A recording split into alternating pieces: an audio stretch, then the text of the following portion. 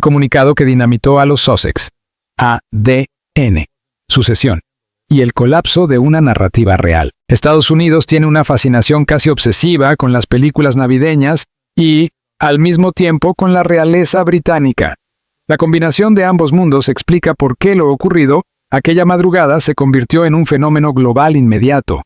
Sin embargo, más allá del morbo mediático, lo que sucedió fue uno de los episodios más devastadores y complejos en la historia reciente de la monarquía del Reino Unido. Un comunicado oficial de apenas 9 frases emitido por el Palacio de Buckingham bastó para destruir un matrimonio, cuestionar la línea de sucesión y abrir la puerta a una investigación con posibles consecuencias penales. El comunicado apareció en las plataformas oficiales del Palacio de Buckingham a las 6:23 de la mañana, hora GMT. No era un texto improvisado ni fruto de una filtración. Había sido redactado por abogados especializados, revisado por expertos constitucionales y aprobado en los niveles más altos del Estado británico. Su lenguaje era frío, clínico, casi quirúrgico. Precisamente por eso el impacto fue devastador. El texto comenzaba anunciando que, tras una revisión legal exhaustiva y un análisis de ADN realizado por los canales correspondientes, el Palacio se veía obligado a abordar formalmente cuestiones relacionadas con la sucesión de Archie Harrison Mountbatten Windsor, nacido el 6 de mayo de 2019. A continuación, llegaba la frase que hizo estallar el mundo mediático. Las pruebas genéticas, verificadas por laboratorios independientes, demostraban de manera concluyente que el príncipe Henry Charles Albert David, duque de Sussex, no era el padre biológico del niño conocido públicamente como Archie. El comunicado no dejaba margen a la ambigüedad. Especificaba que la determinación se había alcanzado mediante pruebas genéticas realizadas con muestras obtenidas de forma legal y con la autorización judicial correspondiente. Para eliminar cualquier duda, los análisis habían sido efectuados por 3 centros acreditados distintos, todos con resultados coincidentes. La conclusión era inequívoca. No existía relación biológica entre el duque de Sussex, y Archie Mountbatten Windsor. Lo más explosivo llegó inmediatamente después. El texto recordaba que el menor había sido incluido en la línea de sucesión basándose en una paternidad presunta y que esta revelación generaba implicaciones constitucionales inmediatas.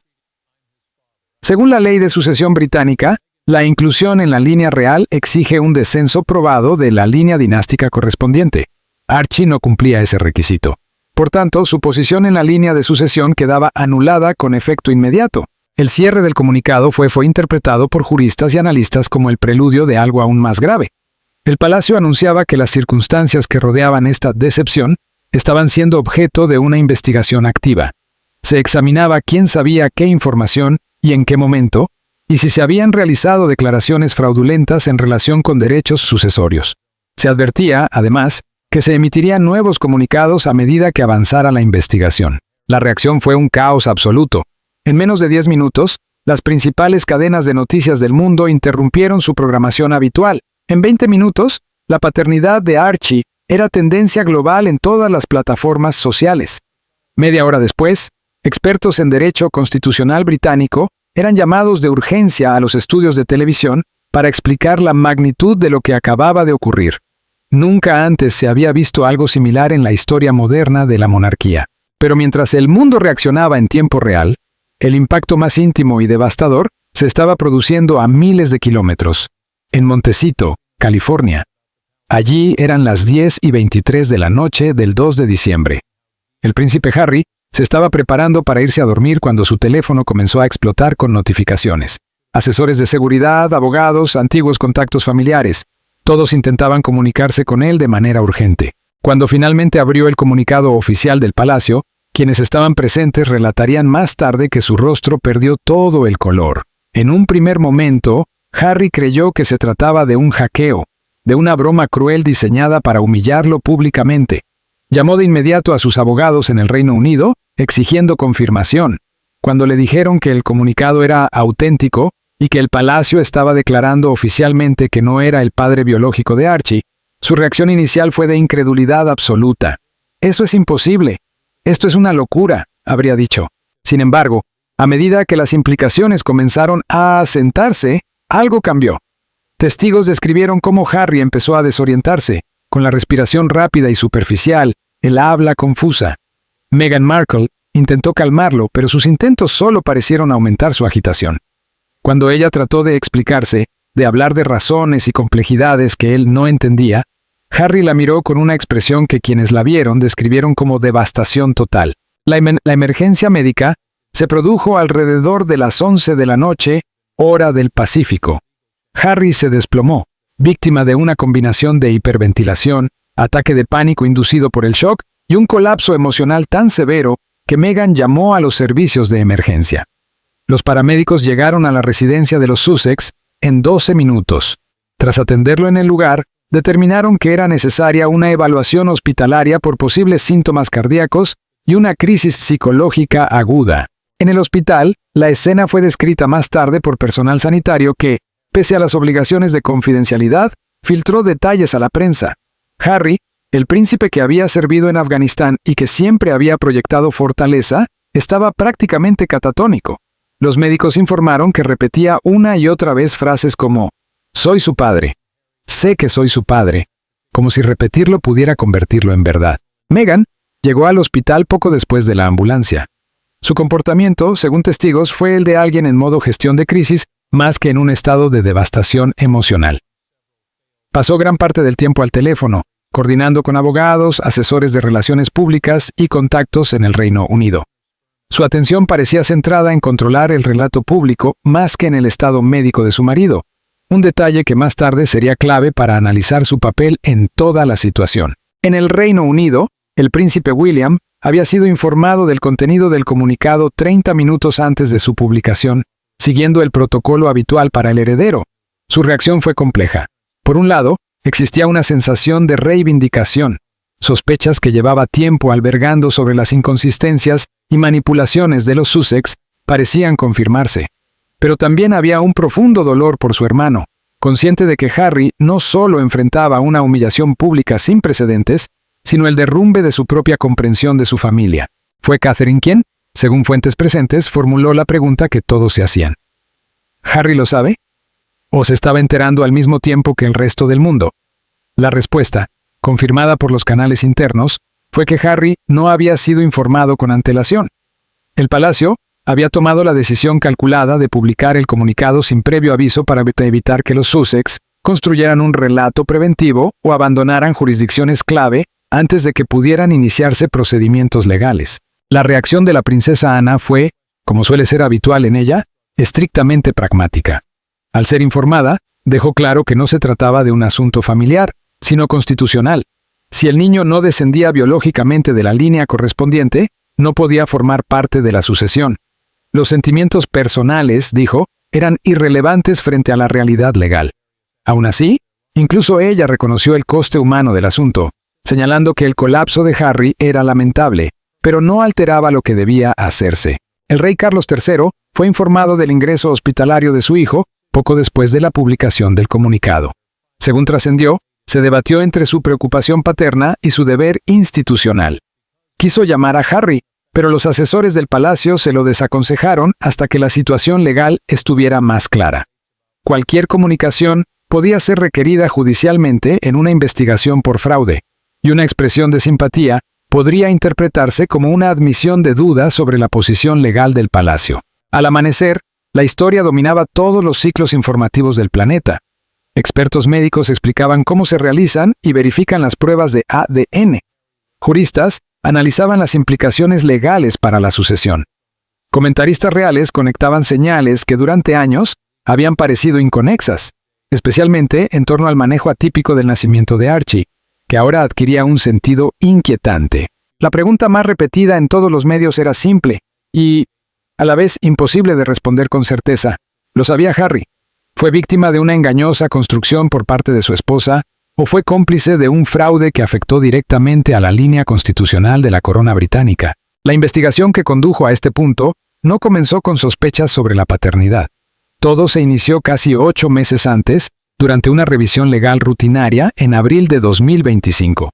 El palacio estaba llevando a cabo un esfuerzo más amplio para asegurar que toda la documentación relacionada con la sucesión estuviera correctamente mantenida y jurídicamente blindada.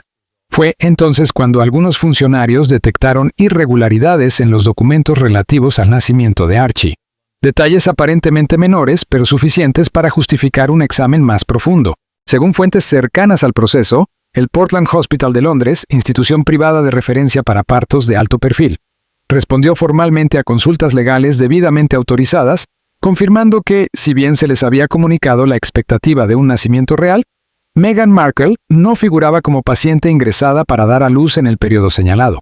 El certificado indicaba ese centro, pero los registros administrativos no respaldaban tal información. Aquella discrepancia activó un protocolo de verificación más amplio. La pregunta inicial fue directa y perturbadora. Si había inexactitudes en un dato tan básico como el lugar del nacimiento, ¿qué otros elementos del relato público podían no ser completamente precisos? A partir de ese momento, investigadores privados con experiencia en indagaciones sensibles comenzaron a reconstruir una línea temporal exhaustiva que abarcaba desde la concepción hasta el nacimiento del niño. El trabajo se desarrolló bajo estrictas normas de confidencialidad y supervisión legal, conscientes de que cualquier paso en falso podía tener implicaciones constitucionales. El punto de inflexión llegó en junio, cuando a través de un canal jurídico seguro se recibió una denuncia anónima. El informante afirmaba ser un antiguo empleado de una clínica de fertilidad en Los Ángeles y sostenía que los duques de Sussex habían recurrido a técnicas de reproducción asistida con uso de donante.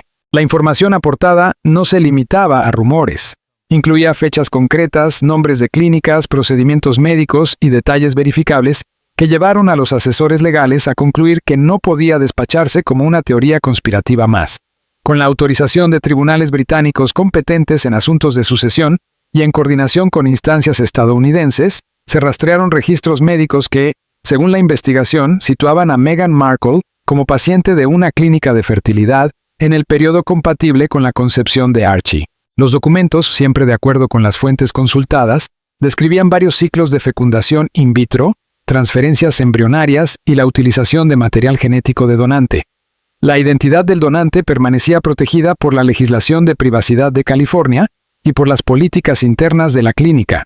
Sin embargo, los registros indicaban que el esperma utilizado en el embrión que finalmente prosperó no procedía del príncipe Harry. Las pruebas médicas señalaban que Harry había aportado muestras para análisis y tratamientos iniciales, pero que éstas no se emplearon en el proceso que culminó en un embarazo exitoso. Uno de los interrogantes centrales que surgieron de inmediato fue si el propio Harry era consciente de ese extremo. La documentación resultaba ambigua. Existían consentimientos firmados por ambos cónyuges para procedimientos generales de reproducción asistida, pero la autorización específica para el uso de esperma de donante aparecía suscrita únicamente por Meghan. Esto habría varias interpretaciones: que Harry no estuviera presente en esa decisión concreta, que hubiera delegado la firma, o que conociera el procedimiento pero optara por no dejar constancia directa. La investigación no logró despejar completamente ese punto. Lo que sí parecía claro, según los expedientes médicos incorporados posteriormente al análisis, es que la pareja atravesaba dificultades de fertilidad que nunca se hicieron públicas. Los informes indicaban problemas significativos de motilidad espermática en Harry, lo que reducía de forma notable las probabilidades de concepción natural y también las tasas de éxito de la FIV con su material genético. Tras varios intentos fallidos utilizando su esperma, se habría planteado la opción de recurrir a un donante. En julio, cuando la evidencia documental sobre el uso de esperma de donante fue considerada sólida por los asesores legales, la princesa Ana fue informada y llamada a evaluar la situación. Conocida por su franqueza y su enfoque pragmático, su reacción fue, según quienes estuvieron presentes, inmediata y categórica. Si el niño no era biológicamente hijo de Harry, la línea de sucesión había sido presentada al público sobre una base falsa. A su juicio, era imprescindible obtener una confirmación genética definitiva por vías legales que resistieran cualquier impugnación futura. La autorización para realizar pruebas de ADN no fue sencilla. Aunque los tribunales británicos tenían competencia en asuntos sucesorios, la obtención de muestras biológicas de un menor residente en California planteaba retos jurisdiccionales y prácticos considerables. Tras meses de gestiones, se obtuvieron órdenes judiciales que permitieron la toma de muestras durante controles médicos rutinarios. Según el relato reconstruido por la investigación, las muestras se recogieron en agosto en un centro pediátrico estadounidense, bajo estricta cadena de custodia, y fueron enviadas a 3 laboratorios acreditados, 2 en Estados Unidos y 1 en Suiza. Los resultados, recibidos en septiembre, coincidieron de manera unánime. Los marcadores genéticos analizados no mostraban relación biológica entre el príncipe Harry y Archie. La conclusión técnica era inequívoca. El niño presentado oficialmente como sexto en la línea de sucesión no compartía vínculo genético con la familia real. El 23 de septiembre, el entonces rey Carlos III fue informado en una reunión que diversas fuentes describen como una de las más difíciles de su reinado. Ante los informes, su primera reacción fue cuestionar si podía existir algún error. La respuesta fue negativa. 3 laboratorios independientes habían llegado al mismo resultado con protocolos que garantizaban la validez legal. La pregunta que, según testigos, definió su dilema moral fue otra. ¿Harry lo sabe? La evaluación conjunta de los asesores apuntaba a que probablemente no, al menos no con certeza. Los registros sugerían que la decisión concreta de utilizar un donante pudo haberse tomado sin su presencia. Si fue informado después, si lo sospechó o si permaneció completamente ajeno, es algo que la investigación no pudo establecer de forma concluyente. Esa ambigüedad llevó a muchos a considerar a Harry más como una posible víctima de engaño que como un participante consciente en un fraude. El príncipe Guillermo fue informado a comienzos de octubre. Su reacción, de acuerdo con las fuentes, mezcló una sensación de amarga confirmación de sospechas previas con una profunda tristeza por su hermano. Si Meghan actuó sin el conocimiento de Harry, habría perpetrado, en palabras atribuidas a Guillermo, el engaño más cruel imaginable. Si por el contrario, Harry era consciente, el problema se transformaba en un fraude directo a la corona. En cualquier escenario, las consecuencias eran descritas como catastróficas. Tras intensas consultas legales y constitucionales, en noviembre se tomó la decisión de hacer pública la información en lugar de gestionarla en privado. Los asesores concluyeron que, al afectar a la línea oficial de sucesión, el asunto tenía un indudable interés público. Ocultarlo habría supuesto negar a los ciudadanos información relevante, especialmente en un contexto de debate sobre la financiación y la transparencia de la institución monárquica. El anuncio se programó estratégicamente para diciembre, con el Parlamento en sesión, y se optó por un lenguaje clínico y jurídico para subrayar que se trataba de una necesidad constitucional y no de una vendetta personal. Mientras se ultimaba el informe final, quedaba una pregunta sin respuesta. ¿Cuándo y cómo se enteraría Harry? ¿Cómo asimilaría la revelación de que su comprensión de la paternidad, de su familia y quizá de su matrimonio estaba construida sobre una verdad incompleta o directamente falsa? Los documentos médicos y legales que emergieron tras el anuncio dibujaron un panorama de luchas de fertilidad, decisiones difíciles y un posible engaño de consecuencias devastadoras. La cronología se remontaba a finales de 2017, poco después del anuncio del compromiso. Meghan, entonces de 36 años, habría consultado especialistas en fertilidad tanto en Londres como en Estados Unidos, preocupada por el tiempo. Sus evaluaciones iniciales fueron alentadoras, no así las de Harry, cuyos resultados mostraban limitaciones que podían estar relacionadas con su historial personal y profesional. Tras intentos fallidos de concepción natural y 2 ciclos de FIV sin éxito entre finales de 2018 y comienzos de 2019, la pareja se habría enfrentado a una decisión crítica que, según esta investigación, marcaría el inicio de una de las mayores crisis institucionales de la monarquía contemporánea. Los registros médicos correspondientes al periodo previo a la concepción revelan que Meghan atravesaba un estado creciente de ansiedad y frustración. Las notas clínicas describen a una paciente cada vez más angustiada por el paso del tiempo y por el fracaso de varios ciclos de fecundación in vitro. Su edad, según los propios informes, se había convertido en una fuente constante de preocupación, al sentir que jugaba en su contra en la carrera por convertirse en madre. Tras el segundo intento fallido, surgió por primera vez de manera formal la opción del uso de esperma de donante. De acuerdo con los documentos, el Dr. Rodríguez abordó esta alternativa durante una consulta celebrada en febrero de 2019. Sus anotaciones, aunque redactadas en un lenguaje técnico y clínico, resultan reveladoras. La paciente manifestaba un nivel significativo de angustia por los ciclos fallidos. Se discutió la posibilidad de recurrir a un donante debido a problemas de motilidad espermática del compañero masculino. Meghan se mostró muy interesada, aunque preocupada por cómo podría reaccionar su pareja ante la propuesta. Lo que ocurrió a continuación se convirtió en el epicentro de una intensa especulación mediática y de un escrutinio legal sin precedentes.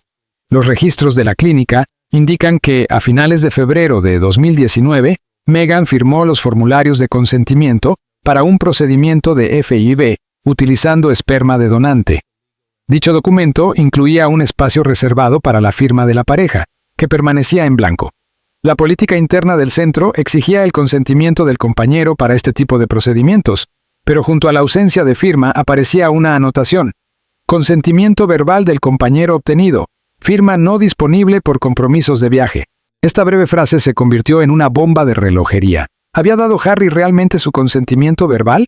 ¿Había sido informado de manera clara y explícita de que se utilizaría esperma de un tercero? ¿O la clínica fue inducida a error, de forma deliberada o negligente, respecto al acuerdo del príncipe? Expertos legales que analizaron la documentación coincidieron en señalar lo escueto y sospechoso del expediente para una decisión de semejante trascendencia. A su juicio, la falta de respaldo documental sólido podía indicar irregularidades en los procedimientos médicos o un intento consciente de oscurecer el proceso de consentimiento. El donante fue seleccionado a través de un banco de esperma anónimo, protegido por la legislación de California. No obstante, periodistas de investigación y autoridades legales lograron reconstruir ciertos detalles del perfil. El donante presentaba una estatura y rasgos físicos similares a los de Harry, lo que sugiere una selección deliberada para asegurar un parecido superficial.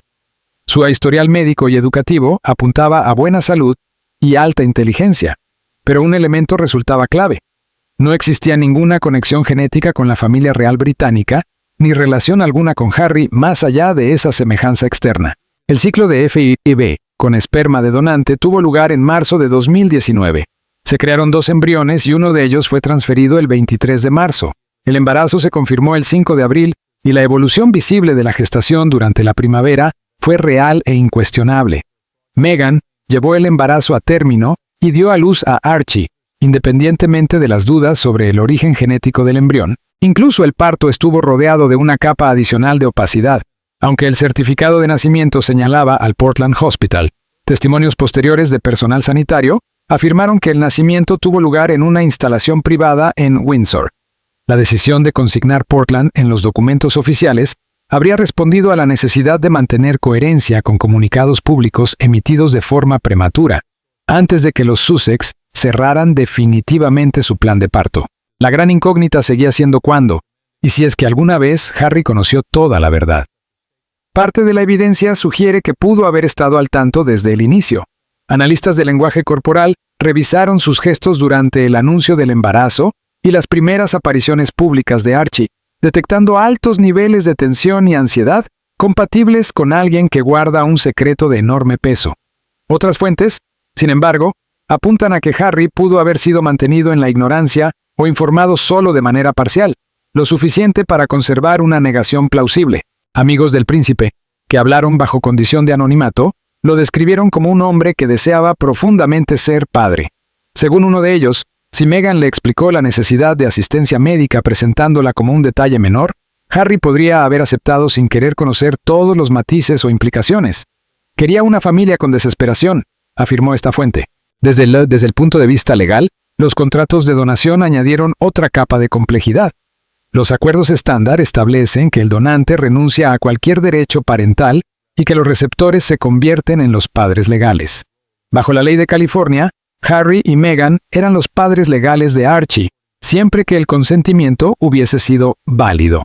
Pero la legislación sucesoria británica opera bajo principios distintos. La inclusión en la línea de sucesión exige descendencia biológica comprobada de la línea real correspondiente. La filiación legal en Estados Unidos no puede modificar los requisitos constitucionales del Reino Unido. Cuando el escándalo estalló, la identidad del donante se convirtió en objeto de especulación mediática. Aunque la ley californiana impedía su revelación, varios hombres se presentaron afirmando ser el padre biológico, movidos por la notoriedad o por expectativas económicas. Sin pruebas de ADN, ninguna de esas afirmaciones pudo ser verificada. La clínica, por su parte, mantuvo una negativa absoluta a divulgar información, amparándose en obligaciones legales y éticas. A medida que salían a la luz más datos, el panorama se volvía más claro y más devastador. La concepción de Archie fue el resultado de decisiones tomadas bajo una presión extrema, con procedimientos de consentimiento cuestionables, posiblemente con ocultación deliberada hacia Harry, y con consecuencias catastróficas tanto para la familia Sussex como para la estabilidad constitucional de la monarquía. El impacto humano de esta revelación se manifestó de forma brutal el 2 de diciembre, cuando Harry sufrió un colapso en su residencia de Montecito. Fue trasladado de urgencia al Santa Barbara Cottage Hospital, donde los médicos describieron un cuadro de crisis psicológica aguda. Presentaba síntomas de ataque de pánico, taquicardia, hiperventilación, dolor torácico y desorientación. Una vez estabilizado físicamente, la gravedad de su estado emocional se hizo evidente. La doctora Sarah Mitchell, que lo evaluó inicialmente y más tarde declaró en procedimientos legales, describió a un paciente atrapado entre la negación, la ira y el derrumbe emocional. Harry alternaba entre afirmar que el comunicado del palacio era una mentira, exigir pruebas y romper a llorar, incapaz de comprender cómo su realidad se desmoronaba. Lo más desgarrador, según el personal médico, era su insistencia repetida. Sé que soy su padre. Lo he tenido en brazos, lo he criado. Soy su padre. La distinción entre paternidad biológica y social resultaba imposible de procesar en ese estado. Meghan llegó al hospital unos 30 minutos después. Su actitud, según múltiples empleados, contrastó con la devastación de Harry. Se mostró serena, centrada en los protocolos de privacidad y en controlar el flujo de información, preguntando quién tenía acceso a los datos médicos y si la prensa había sido alertada. La conversación entre ambos en la habitación, parcialmente escuchada pese a los intentos de mantener la confidencialidad, fue descrita como explosiva. Harry exigía saber si había conocido la verdad desde el principio o si había sido engañado. Las respuestas de Meghan, según los fragmentos escuchados, fueron defensivas y de tono legalista, remitiéndose a formularios firmados y conversaciones sobre tratamientos de fertilidad, sin abordar de forma directa si le había comunicado explícitamente el uso de esperma de donante. La evaluación psiquiátrica concluyó que Harry sufría un estrés traumático agudo, con síntomas de una ruptura repentina de identidad. Su comprensión de quién era, qué era su familia y qué significaba su matrimonio había sido violentamente alterada. Permaneció hospitalizado bajo observación y con fuertes medidas de seguridad.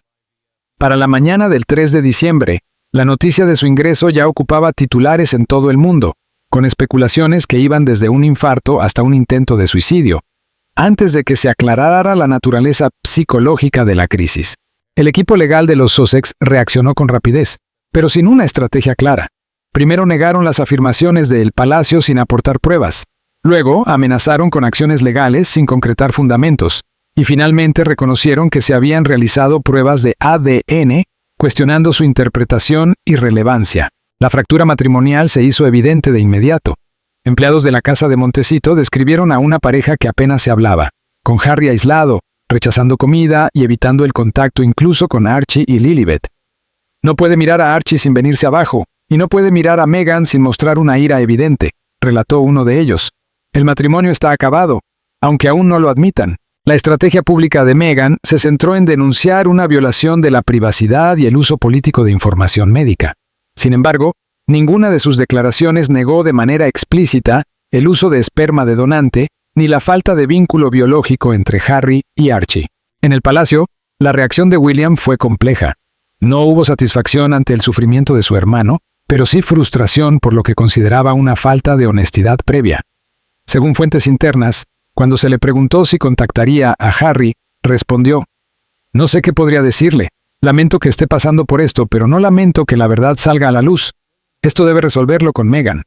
Catherine, en cambio, mostró una postura más compasiva, convencida de que Harry pudo ser más víctima que cómplice, y le pidió a William mantener abierta alguna vía de comunicación. Al ser dado de alta el 4 de diciembre, los médicos subrayaron la necesidad de un apoyo psicológico prolongado.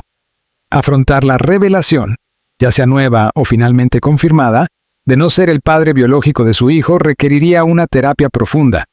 Pero la exposición pública, las implicaciones constitucionales y las posibles consecuencias legales hacían prácticamente imposible cualquier proceso de sanación en privado. Las 72 horas posteriores al anuncio del palacio sobre la paternidad de Archie desencadenaron una crisis constitucional sin precedentes en el Reino Unido, una tormenta política, legal y simbólica que amenazó con redefinir de forma radical las leyes de sucesión, la relación entre la monarquía y el parlamento y la propia noción de lo que significa la sangre real en el siglo XXI. Lo que comenzó como una revelación íntima y familiar se transformó rápidamente en un asunto de Estado, con implicaciones que trascendieron fronteras y pusieron en jaque uno de los pilares más antiguos del orden constitucional británico. La pregunta inmediata era tan sencilla como explosiva. Si Archie no descendía biológicamente de la línea real, ¿podía seguir formando parte de la sucesión al trono? Para los expertos constitucionales consultados de urgencia por el Parlamento, la respuesta fue clara e inequívoca. La ley de sucesión británica se basa en la descendencia sanguínea directa de Sofía de Hanover, tal como establece el Acta de Establecimiento de 1701. Sin esa conexión biológica, no existe base legal alguna para la inclusión en la línea sucesoria, independientemente de la filiación legal reconocida en otras jurisdicciones o de las normas del derecho de familia contemporáneo. Ante la magnitud del problema, el Parlamento se reunió en sesión de emergencia el 4 de diciembre para analizar las consecuencias constitucionales del caso. El debate dejó al descubierto profundas divisiones políticas e ideológicas. Algunos diputados defendieron la necesidad de una acción legislativa inmediata para excluir formalmente a Archie de la sucesión, como gesto de claridad institucional y respeto al marco legal vigente. Otros abogaron por la prudencia, sugiriendo esperar a que concluyeran posibles procedimientos judiciales antes de que el Parlamento interviniera. Un pequeño grupo, cuyas voces quedaron en gran medida ahogadas por la mayoría, fue más allá y cuestionó si un sistema de sucesión basado estrictamente en la sangre seguía siendo apropiado en una sociedad moderna y diversa. La posición oficial del gobierno, presentada por el fiscal general, fue contundente. La exclusión de Archie de la línea sucesoria era automática desde el punto de vista legal. Su inclusión inicial se había producido sobre la base de una presunción de paternidad que resultó ser falsa. En consecuencia, nunca había sido jurídicamente válida. No era necesario, por tanto, ningún acto parlamentario para eliminarlo de la sucesión. Bastaba con corregir los documentos oficiales para reflejar la realidad genética. Sin embargo, esta postura abrió un nuevo frente de controversia. Si el Palacio podía determinar de forma unilateral cuestiones sucesorias basándose en pruebas de ADN, ¿qué impediría a futuros monarcas utilizar pruebas genéticas para manipular el orden de sucesión? El principio constitucional de que es el Parlamento, y no la corona, quien controla las normas sucesorias, parecía quedar peligrosamente debilitado por la investigación independiente del Palacio y su anuncio público. La atención no tardó en desplazarse hacia Lilibet. Si Archie había sido concebido mediante el uso de esperma de donante, ¿había ocurrido lo mismo con su hermana? El comunicado del Palacio se había referido únicamente a Archie, pero expertos legales señalaron que la metodología empleada podía aplicarse fácilmente a Lilibet. Pronto comenzaron a circular rumores de que ya se habían realizado pruebas de ADN o que éstas estaban en curso, con los resultados retenidos a la espera de resolver primero el caso de Archie. Paralelamente, la posición legal del príncipe Harry como duque de Sussex pasó a ser objeto de escrutinio. En teoría, los títulos otorgados por la corona pueden ser retirados si se demuestra que fueron obtenidos mediante fraude o si el titular ha cometido actos incompatibles con la dignidad del rango. Si se probara que Harry participó conscientemente en un engaño destinado a situar a un niño no real en la línea sucesoria, podría existir base para la retirada de su título. Pero si, por el contrario, él mismo fue engañado, castigarlo por la supuesta conducta de Meghan resultaría profundamente injusto a ojos de muchos. Las implicaciones legales más graves apuntaron directamente a Meghan. Varios expertos en derecho sostuvieron que, si ella hubiera ocultado deliberadamente el uso de esperma de donante, engañando tanto a Harry como a la institución, para presentar a Archie como hijo biológico del príncipe con fines sucesorios, podría enfrentarse a cargos de fraude contra la corona. Se trataría de delitos de extrema gravedad, con penas severas e incluso la posibilidad de solicitudes de extradición desde el Reino Unido a Estados Unidos. En California, las autoridades se enfrentaron a sus propios dilemas jurisdiccionales. Según el derecho de familia californiano, no había dudas. Harry y Meghan eran los padres legales de Archie, independientemente de la genética, pero cualquier fraude relacionado con la sucesión británica quedaba fuera de su ámbito legal. La posibilidad de cooperación con una eventual solicitud de extradición británica se convirtió en un tema de análisis jurídico internacional y de cálculo político. Los países de la Commonwealth siguieron la crisis con una mezcla de inquietud y fascinación. En aquellos estados donde el monarca británico sigue siendo jefe de Estado, la integridad de la línea sucesoria tiene consecuencias constitucionales directas. Varios primeros ministros emitieron comunicados subrayando la importancia de mantener normas sucesorias claras y sólidas. Algunos aprovecharon la coyuntura para reavivar el debate republicano, argumentando que una monarquía hereditaria basada en la sangre resulta obsoleta y problemática en el mundo actual. La opinión pública británica se mostró profundamente dividida. Las encuestas revelaron que alrededor del 40% de los ciudadanos consideraba que el palacio había actuado correctamente al revelar la verdad sobre la paternidad, priorizando el interés público sobre la privacidad. Un 35% opinó que se había ido demasiado lejos, cuestionando la legitimidad de realizar pruebas de ADN a menores sin consentimiento parental. El 25% restante se mostró indeciso o consideró el caso demasiado complejo para juicios simples. Curiosamente, el apoyo personal a Harry fue mayor que el respaldo a su posición legal. Muchos expresaron compasión por él como posible víctima de un engaño, al tiempo que aceptaban que Archie no podía permanecer en la sucesión sin ser biológicamente real. La cobertura mediática internacional reflejó claras diferencias culturales. En Estados Unidos, gran parte de la prensa presentó el caso como un ataque del establishment británico contra Meghan, con alusiones a posibles motivaciones raciales. En el Reino Unido, el foco se centró en la legalidad constitucional y las normas sucesorias. En Europa, el énfasis estuvo en los procedimientos y el derecho, evitando en gran medida el componente personal. En las redes sociales, el debate se polarizó hasta extremos difíciles de conciliar, convirtiéndose en un campo de batalla entre partidarios de los Sussex y defensores de la institución. Mientras tanto, en privado, funcionarios del palacio y abogados del gobierno trabajaban contrarreloj para prepararse ante múltiples escenarios legales. ¿Qué ocurriría si Meghan se negaba a cooperar con nuevas investigaciones? ¿Qué mecanismos de ejecución existían? ¿Qué procedimiento regiría una eventual impugnación de los resultados de ADN por parte de Harry? ¿Y qué opciones tendría el Reino Unido si los Sussex optaban por permanecer en California para eludir acciones legales? Con el avance de diciembre, una conclusión se volvió inevitable. La crisis constitucional desencadenada por la paternidad de Archie no se resolvería rápidamente. Las cuestiones inmediatas sobre la sucesión podrían aclararse en poco tiempo, pero los debates más profundos sobre privacidad, autoridad del palacio, relevancia de la sangre real y límites del poder constitucional se prolongarían durante años. Lo que empezó como una revelación impactante sobre un solo niño, evolucionó hacia un examen exhaustivo del significado mismo de la monarquía en una era de pruebas genéticas, derecho internacional de familia y creciente cuestionamiento de la autoridad tradicional.